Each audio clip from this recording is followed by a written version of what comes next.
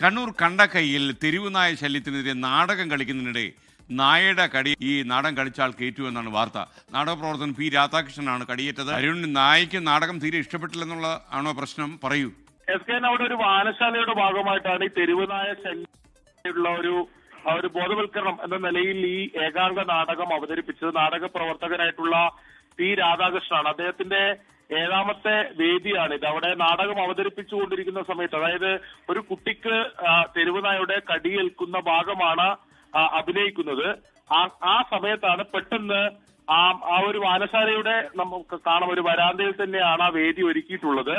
അവിടേക്ക് ഒരു തെരുവുനായ വന്ന് ആ നാടകം അവതരിപ്പിക്കുന്ന ഘട്ടത്തിൽ തന്നെ ഈ പി രാധാകൃഷ്ണനെ ആ തെരുവുനായ കടിക്കുകയാണ്. കാലിലാണ് കടിച്ചത്.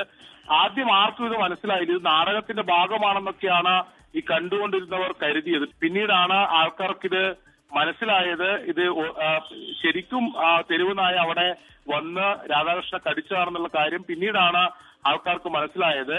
എന്തായാലും തെരുവുനായ ശല്യത്തിനെതിരെ നാടകം അവതരിപ്പിക്കുന്ന ഘട്ടത്തിൽ തന്നെ ആ വേദിയിൽ തന്നെ വന്ന് ഈ തെരുവുനായ ഈ നാടകം അവതരിപ്പിക്കുന്ന നാടക പ്രവർത്തനെ കടിച്ചു എന്നുള്ളത് അത്ഭുതകരമാണ്. അല്ലെങ്കിൽ അല്പ കൗതുകമുണ്ടെങ്കിലും അത് നമ്മളെയൊക്കെ ആശങ്കപ്പെടുത്തുന്നതാണ്.